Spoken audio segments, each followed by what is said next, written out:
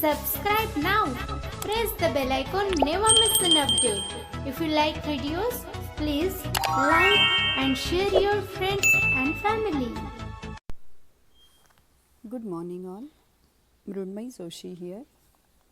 In today's English grammar session, let's learn about interrogative sentences in various types of present tense.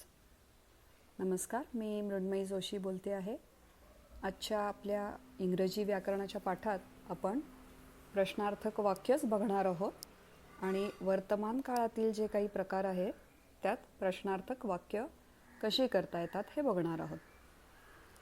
So last time we saw making interrogative sentences in present tense, simple present tense.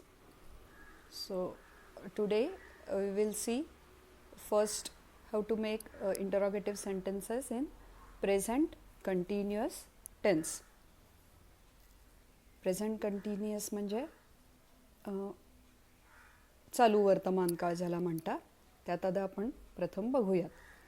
तर वर्तमान काळातले जे इतर प्रकार आहेत त्यात प्रश्नार्थक वाक्य करणं तसं सोपं जातं, कारण ह्यात फक्त एकच भाग येतो की सब्जेक्ट जो आहे तो वाक्यात कुठं टाकायचा.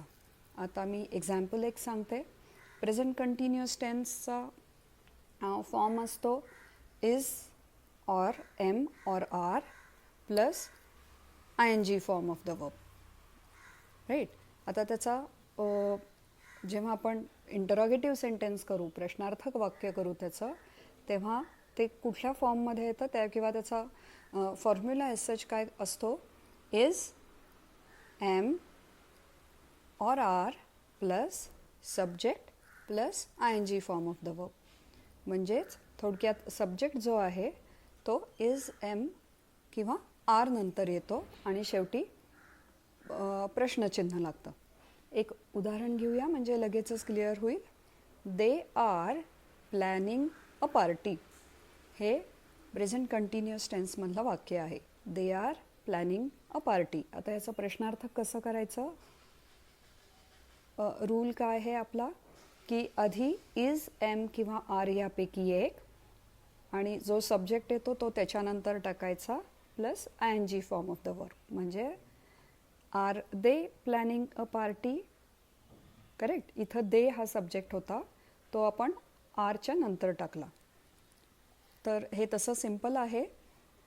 परत एकदा मी सांगते. Interrogative sentences in present continuous tense have the form is or am or are plus subject plus I N G form of the verb followed by a question mark. So he is going to Ranchi. त्याचं interrogative होईल is he going to Ranchi question mark. That lady is always complaining about noise. Is that lady always complaining about noise? हे त्याचं प्रश्नार्थक झालं. आता तसंच present perfect tense जो असतो पूर्ण वर्तमान काळ, त्यातही तसं सोपंच असतं. रूल एकच आहे. जेव्हा आपण फॉर्म्युला आपण म्हणतो की प्रेझेंट परफेक्ट टेन्सचा फॉर्म्युला काय आहे, तर हॅज हॅव म्हणजे हॅज किंवा हॅव प्लस पास्ट पार्टिसिपल. तर इथेही सब्जेक्ट हॅव किंवा हॅज नंतर ॲड करायचा. So interrogative sentences have the form have or has plus subject plus past participle of the main verb. आता हे आपण खोलात पाहिलेले आहेत सगळे प्रकार, त्यामुळे मी फक्त थोडं ब्रशअप करते. प्रेझेंट परफेक्ट टेन्स आपण खोलात पाहिलेलं आहे, त्याची उदाहरणं पाहिलेली आहेत. तर त्याचं इंटरोगेटिव्ह सेंटेन्स कसं करायचं, तर फक्त हॅव आणि हॅज पहिलं येणार, मग सब्जेक्ट आणि पास्ट पार्टिसिपल. तर उदाहरण घ्यायचं झालं तर Hari has written a poem. Has Hari written a poem question mark. तर हे त्याचं झालं इंटरोगेटिव्ह फॉर्म. पुढचं एक वाक्य बघू. We have completed our ages.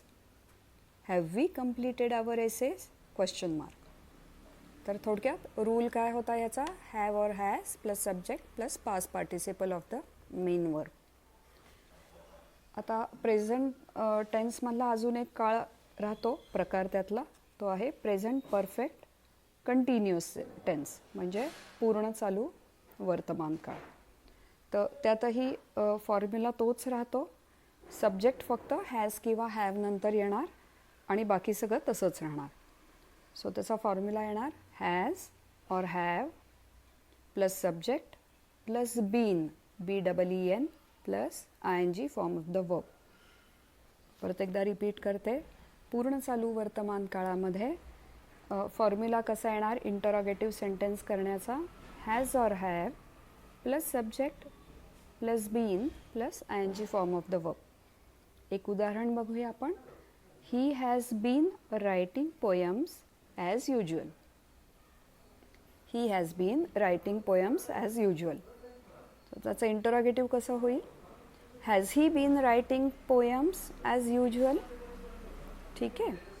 तसंच Sita has been feeling sick. तर त्याचं होईल has Sita been feeling sick question mark. So it was quite easy to change into interrogative sentences in present tense. So that's all for all the types of interrogative sentences in present tense. आणि आज आपण almost आपला present tense म्हणजे present tense त्याचे प्रकार, त्याच्यानंतर आपण negative sentences पाहिले प्रत्येक टाईपमधले आणि सगळ्यात शेवटी इंटरोगेटिव्ह सेंटेन्सेस पाहिले. तर आज त्यामुळे आपला सगळा प्रेझेंट टेन्स चे गोष्टी कवर झाल्या असं म्हणता येईल. आणि next time we will see past टेन्सना. नेक्स्ट सेशनमध्ये आपण पास्ट टेन्सला सुरुवात करूया. So I hope the things were clear. In case of any doubts you can always contact me. So that's all for today. Thank you. धन्यवाद.